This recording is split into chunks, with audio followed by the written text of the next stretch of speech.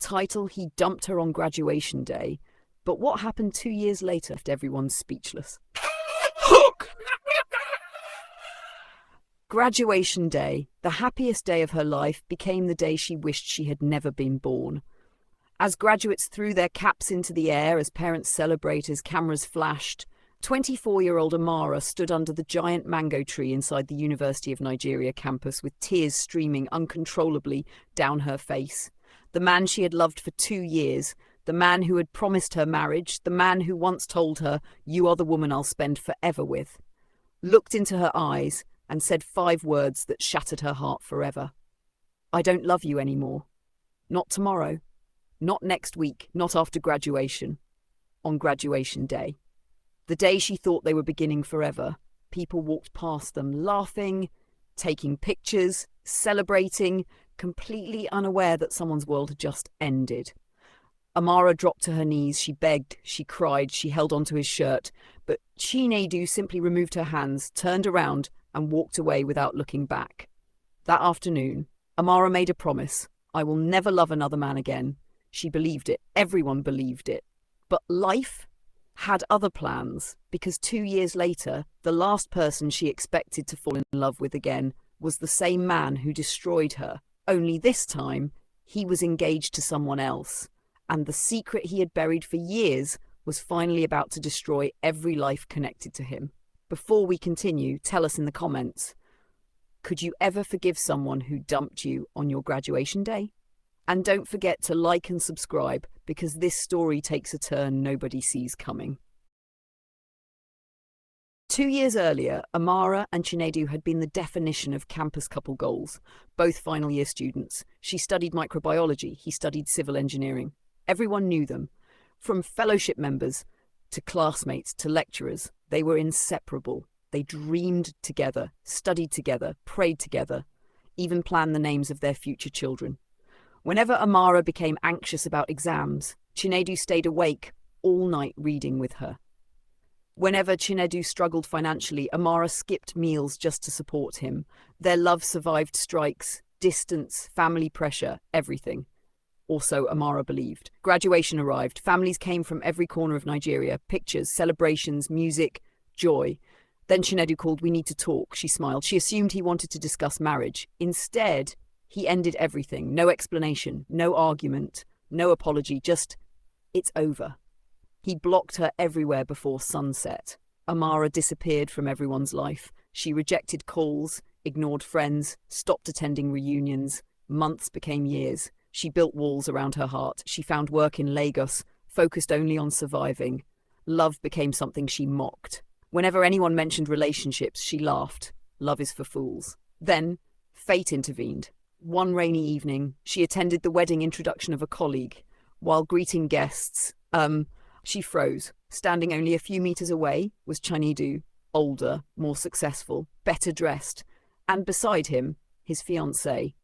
Her heart stopped. She thought she'd moved on. She hadn't. She excused herself and cried in the restroom for nearly 20 minutes.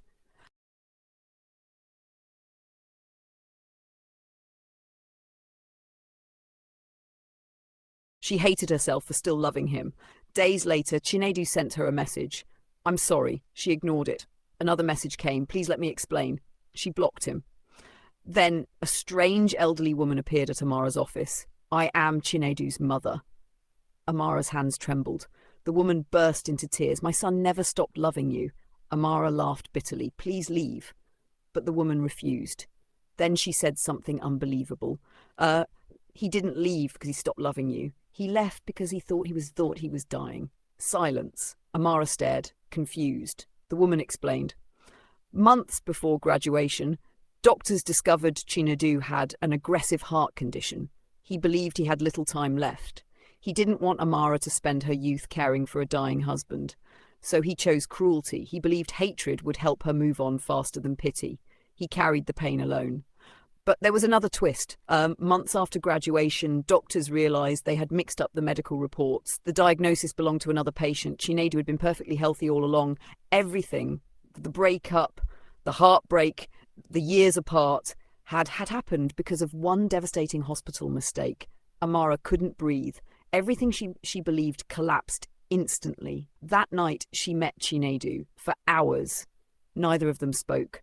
Finally, he whispered, "I never stopped loving you." Amara cried. He cried. The feelings returned as though no time had passed. Slowly, they found each other again. Months later, he ended his engagement, not because he wanted Amara, but because he realized he had never truly loved the woman he proposed to. He had only been trying to forget. Everyone thought the story would finally have a happy ending. It didn't. 3 weeks before their wedding, someone knocked on Amara's apartment door. Standing outside was Chinedu's former fiancé. She wasn't angry. She wasn't crying. She simply handed Amara an envelope. Inside were medical documents, DNA reports, hospital records, and one handwritten letter that revealed another truth. The hospital hadn't mixed up the reports. Someone had deliberately switched them. Someone wanted Chinedu to believe he was dying. Someone wanted Amara out of his life. The mastermind was someone neither of them had ever suspected. Chinedu's own uncle, the same uncle funding his education, the same uncle managing the family's properties. The uncle had discovered Chinedu intended to marry Amara immediately after graduation. If Chinedu married, he would gain control of his late father's inheritance. The uncle would lose everything, so he bribed a hospital worker, created fake medical records, manipulated Chinedu, and watched him destroy his own happiness. For 2 years, he smiled at family gatherings, pretending to comfort the young man whose life he had secretly ruined. The evidence was undeniable. The uncle was arrested. The hospital worker confessed. Justice finally came. Months later, Amara and Chinedu stood once again before family and friends. This time, not in graduation gowns, but in wedding attire. As they exchanged vows, Chinedu looked into Amara's eyes and whispered, "I broke your heart once, but I promised to spend the rest of my life healing it." Amara smiled through tears. Sometimes the greatest enemy of love isn't hatred, it's lies. And sometimes the truth arrives just before it's too late. If this story touched your heart, don't leave without supporting the channel. Like this video if you believe true love deserves a second chance. Subscribe for more emotional African stories filled with shocking twists and unforgettable endings. And tell us in the comments, if you were Amara, would you have forgiven Chinedu after discovering the truth? Or would the pain have been too much to overcome? See you in the next story.